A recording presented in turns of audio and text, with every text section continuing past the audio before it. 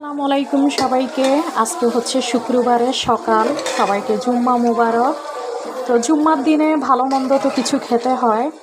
আসলে মন্দটা না খাওয়াই ভালো, ভালোটাই খাওয়া ভালো। তো এখানে আজকে আমি খাসির মাংস দিয়ে আলু দিয়ে পাতলা ঝোল করব, আর হচ্ছে প্লেন সাদা পোলাও হবে। যেহেতু আজকে শুক্রবার, সবসময় চেষ্টা করি মা বাবা বাচ্চা স্বামী সবাইকে সুন্দর কিছু রান্না করে খাওয়ানো।